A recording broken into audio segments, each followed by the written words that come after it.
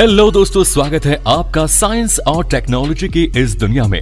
इस वीडियो में हम आपको बताने जा रहे हैं कि हमारी डेली लाइफ में इस्तेमाल होने वाले फूड प्रोडक्ट्स और कुछ बेहद जरूरी चीजों को आखिर फैक्ट्री में किस तरह से तैयार किया जाता है। तो चलिए बिना किसी देरी के वीडियो को शुरू करते हैं। Tomato ketchup making.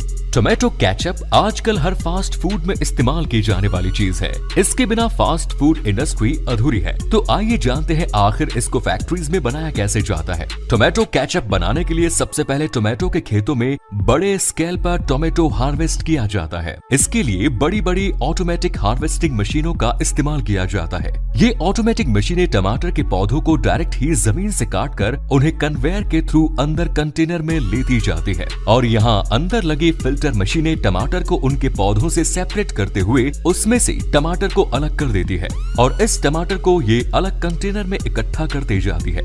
जब ये मशीन टमाटर के पूरे पौधे को काटती है तो इसमें कच्चे और पक्के सभी तरह के टमाटर आ जाते हैं। इसलिए फिर एक ऑटोमेटिक स्कैनर के जरिए इसमें से सफेद वाले टमाटर यानी कि कच्चे टमाटर को इनमें से फिल्टर कर लिया जाता है।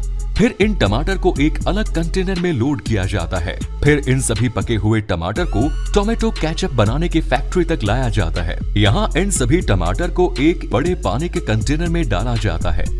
यहाँ इन टमाटर को वॉश करते हुए इन्हें कन्वेयर के थ्रू आगे भेज दिया जाता है। अच्छे से टमाटर को क्लीन करने के बाद इन सभी टमाटर को उबलते हुए पानी में डाला जाता है। यहाँ उबलते हुए पानी में इन टमाटर को काफी देर तक उबाला जाता है।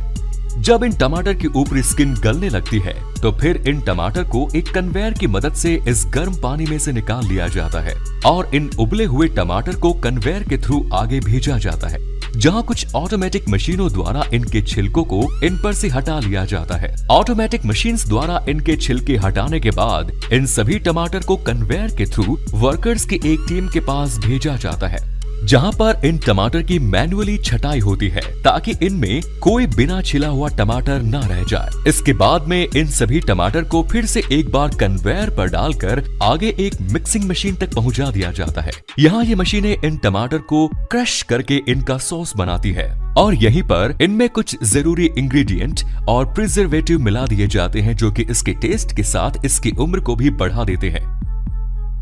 Next is sugar making process. Sugar making process. Sugar बनाने के लिए सबसे पहले खेतों में से गन्ने को काटा जाता है और फिर इन्हें ट्रकों में लोड करके शुगर मिल तक लाया जाता है। फिर इन गन्नों को एक कटिंग मशीन के नीचे रखा जाता है, जहां इन गन्नों को छोटे छोटे टुकड़ों में काट दिया जाता है। फिर इन टुकड़ों को पानी के कंटेनर में डालकर धोया जाता है। अच्छी तरह से धोने के बाद इन गन्ने को एक क्रशिंग मशीन से गुजारा जाता है। यहाँ ये मशीन इन गन्नों को क्रश करते हुए छोटे छोटे टुकड़ों में बदल देती है। इसके बाद आप देख सकते हैं कि यह गन्ना बिल्कुल पतले पतले रेशो में कन्वर्ट हो जाता है।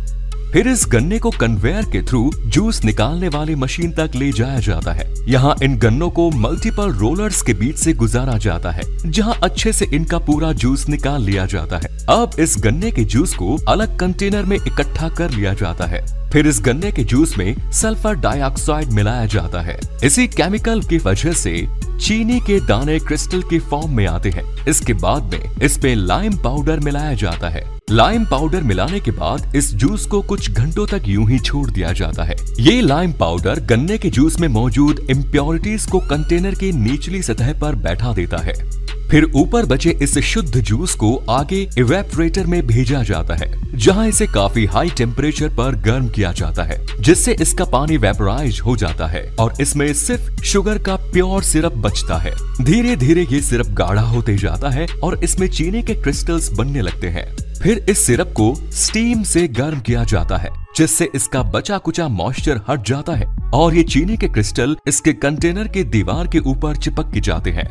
फिर इन चीनी के दानों को पानी के प्रेशर की मदद से वॉश किया जाता है, जिससे ये व्हाइट क्रिस्टल की फॉर्म में आ जाते हैं। फिर ये चीनी बनकर पूरी तरह से तैयार हो जाती है। फिर चीनी के दानों को अलग अलग छोटी बड़ी छलनी से छान लिया जाता है और इस तरह से इसमें से 2-3 अलग अलग साइज के दाने वाली चीनी तैयार हो जाती है और इसमें सबसे बारीक वाला पार्ट शुगर पाउडर बन जाता है। इसके बाद इस चीनी को बड़े बड़े कंटेनर्स में पैक करके मार्केट के लिए भेज दिया जाता है। Next is jaggery making. Jaggery यानी कि गुड़ बनाने की प्रोसेस भी लगभग शुगर बनाने की प्रोसेस के जैसे ही होती है। इसमें भी गन्नों को खेतों से काटकर उन्हें ट्रक में लोड करके फैक्ट्रीज तक लाया जाता है। यहाँ इन गन्नों को डायरेक्टली ही जूसिंग मशीन में डाल दिया जाता है, जहाँ इन गन्ने का जूस निकाल लिया जाता है। इसके बाद इससे निकले जूस को एक छलनी से छानते हुए एक अलग कंटेनर में जमा कर लिया जाता है और जूस निकालने के बाद गन्ने के छिलके को अलग जगह पर धूप में सुखा दिया जाता है और फिर इस गन्ने के जूस को एक बड़े कंटेनर में ले लिया जाता है, जहां इसे आग के ऊपर पकाया जाता है। आपको बता दें कि इस गन्ने को पकाने में जो ईंधन लगता है उसमें इसी के छिलके को सूखने के बाद जलाकर इस्तेमाल किया जाता है। जब ये गन्ने का रस उबलने लगता है तो इसमें ऊपर की तरफ इम्प्योरिटीज जमा होने लगती है। इस गंदगी को कुछ वर्कर्स द्वारा बड़े बड़े चम्मच में भरकर अलग किया जाता है। ये प्रोसेस कई घंटों तक की जाती है जब तक कि इसकी प्यूरी इम्प्योरिटीज खत्म ना हो जाए। ऐसा करते हुए इसमें गन्ने का रस गाढ़ा और शुद्ध होते जाता है। फिर इसे बचे हुए शुद्ध गन्ने के रस में थोड़ा सा बेकिंग सोडा मिलाया जाता है। बेकिंग सोडा के साथ इसे पकाने से इसकी कंसिस्टेंसी गाढ़ी होती जाती है। ऐसे ही कुछ देर पकाने के बाद जब इसकी कंसिस्टेंसी बिल्कुल सही हो जाती है तो फिर इसे कुछ घंटों तक यूं ही ठंडा होने के लिए छोड़ दिया जाता है। इसके बाद ये गुड़ बनकर तैयार हो जाता है। फिर इसे अलग कंटेनर में ले लिया जाता है।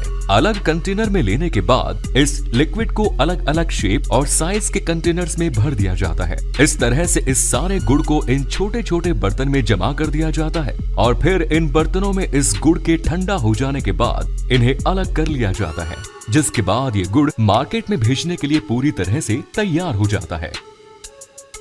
Next is Honey extraction process. शहद बनाने के लिए सबसे पहले सही जगह का चुनाव किया जाता है। ये जगह फूलों या फसलों के बड़े बड़े खेतों के आसपास होती है। यहाँ सबसे पहले शहद के कई सारे बॉक्सेस को रख दिया जाता है। इन बॉक्स के अंदर कई सारे मधुमक्खी के आर्टिफिशियल छत्ते होते हैं। फिर इन खाली छत्तों में पालतू मधुमक्खियों को छोड़ दिया जाता है।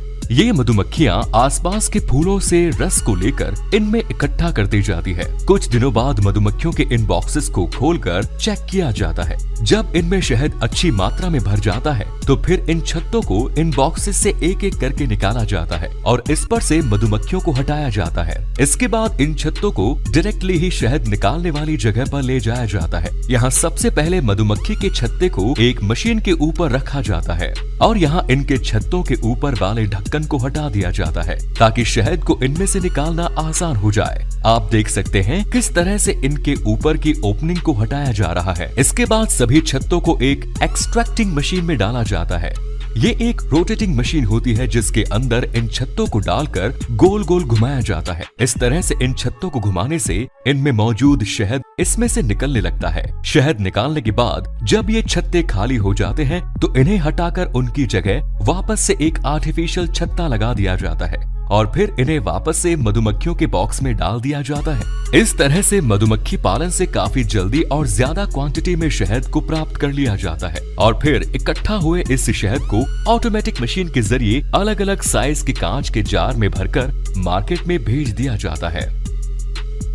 तो आप सभी को इन फूड प्रोसेसिंग मशीनों के द्वारा इन प्रोडक्ट को बनता देखकर कैसा लगा, अपने विचार कमेंट बॉक्स में जरूर दीजिए। अगर आपको ये वीडियो पसंद आया तो प्लीज लाइक और शेयर करना ना भूलें। ऐसे ही इंटरेस्टिंग नॉलेज से भरे और वीडियोस के लिए हमारे चैनल को सब्सक्राइब जरूर करें। धन्यवाद।